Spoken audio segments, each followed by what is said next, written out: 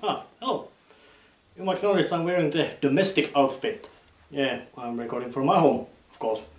But I just noticed that my channel had grown over to the triple-digit number of subscribers.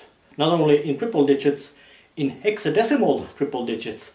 So I think I'm gonna make a little special episode for you, all fancy people, about how a character's first clip, it's a little scientific, about how characters' first appearance in film, and not just the first scene, but the first image in movie, what it actually tells about the character.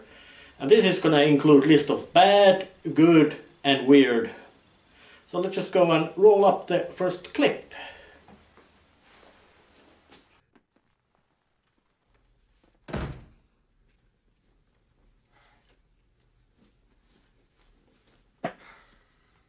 Hello, baby. Shut up!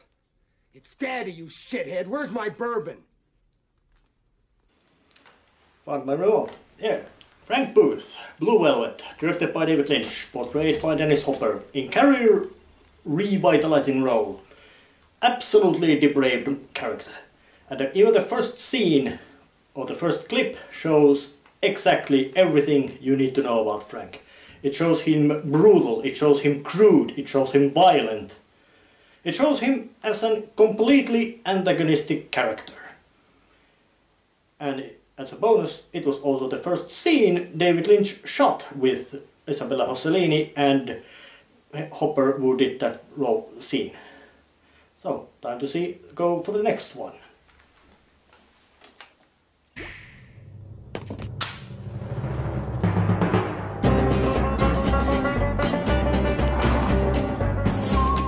Y'all are trespassing now, illegally. That was Rat from Fantastic Mr. Fox, directed by Wes Anderson, and voice was performed by Willem Dafoe. And Rat is everything a character named Rat is. He's twisted, he's sneaky, and he's a corrupt. And that's it. And Willem Dafoe has many that kind of characters in his repertoire, and Rat is just one of them. But it's animated with stop motion, so that's an interesting piece. Let's go to the next one.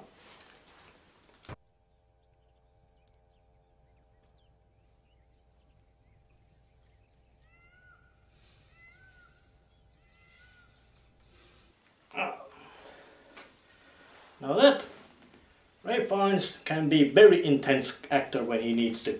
And Harry, through the film, has been hinted to be extremely violent and psychotic criminal gangster. In his first appearance, appears extremely violent and unhinged. But there is also a hint of discipline and focus, which really works in the movie's more, you could say, ambiguous styling of its characters. So, that was the bad. Time to go for the good ones. Not good characters, heroic good characters.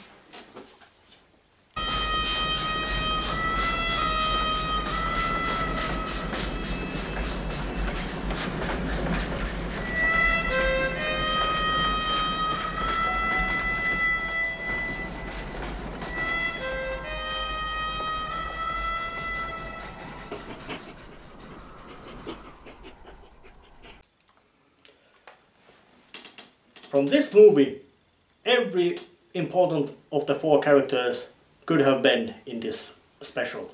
But in Harmonica's case, Sergio Leone is definitely showing how a character is introduced. The whole image of him tells how important he is to the story and how much he works with the archetype codified by Sergio Leone. So that, and of course he is not completely good guy because it's a Sergio Leone western, his final western movie.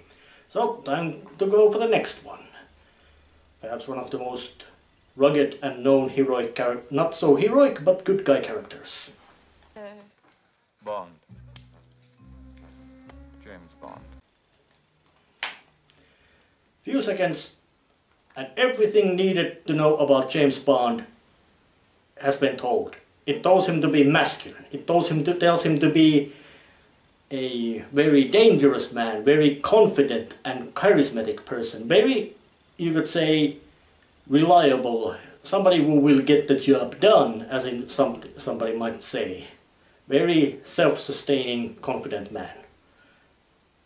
A man of danger, you could say, in dangerous world.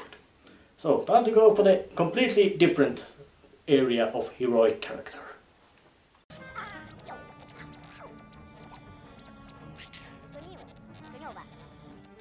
Okay, all right, fine, let's go.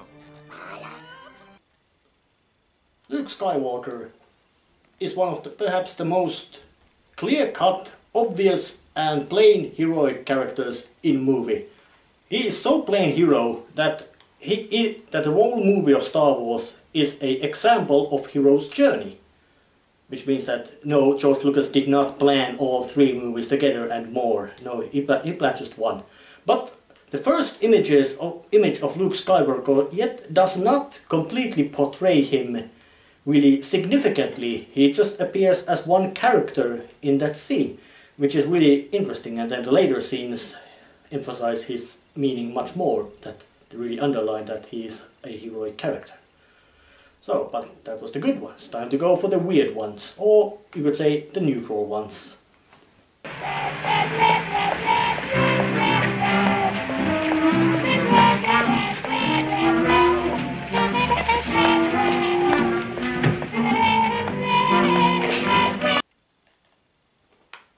A movie is classic, and Marilyn Monroe is a classic.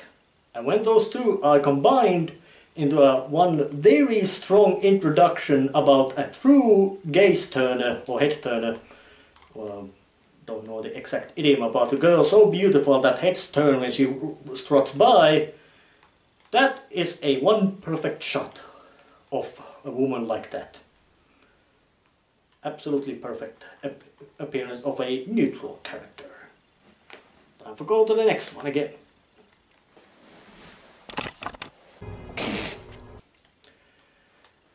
It's a very short clip, but it shows everything about Solomon P. Eddy, which is not yet to be introduced. It shows him to be dirty, it shows him to be filthy, and absolutely uncaring about what he should basically represent.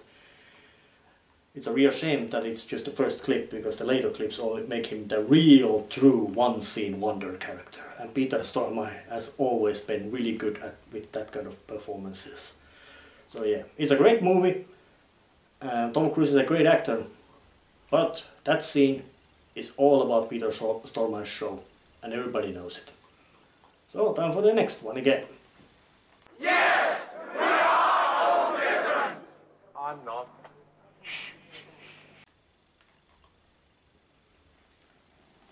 An extra whose name I couldn't find out from the IMDb just pulled out a one line which completely becomes a paradox. He is the only actually individual person in the whole crowd, yet he still says completely denies being individual person. It's something like admitting you are not different, you are completely different than anyone else. Which is just a one stroke of genius from the extra, and even better stroke of genius from Pythons, who decided that that scene definitely should stay in the film. Which they did. But I do have a little bonus. It's time to show also the monstrous. The real big and scary creatures to appear, which are not acted, but they are special effects, but they are still characters.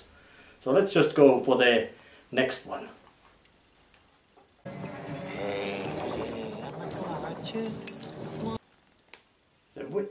The camera work in Alien is very good at masking presence of specific elements.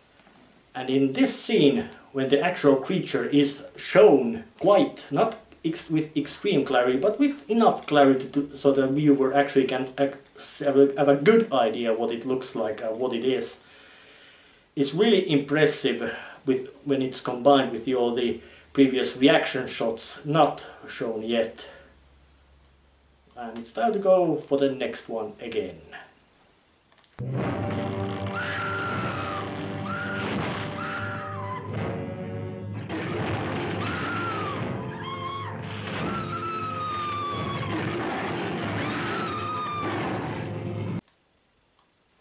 The giant ape, King Kong. One of the most renowned monster movies ever, if not the first monster movie ever. And Willis O'Brien, using stop motion, made it a real character. King Kong, when it first appears, just takes the show. He's the star of that film, nothing else. Everybody remembers Kong. It's his story, it's his movie. Yeah, he's the villain, but it's his story. Everything is about him. And when he shows up, you know that it's gonna be very impressive. So it's time to go for the last clip.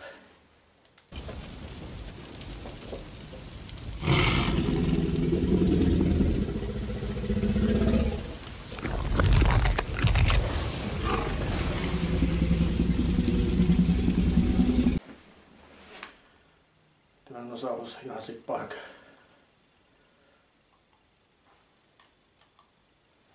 Tyrannosaurus Rex is perhaps the first dinosaur ever to be stop motion animated. And I don't have that clip right here. And it had always appeared in different forms of movies. And then when it appears in Jurassic Park in very climactic scene, you know it's something really big and impressive. And it is mostly just made with physical effects, so it really is good scene and appearance about something old appearing and being very dangerous. So that was it. Double digits in hex. You're great people. Slava Ukraini.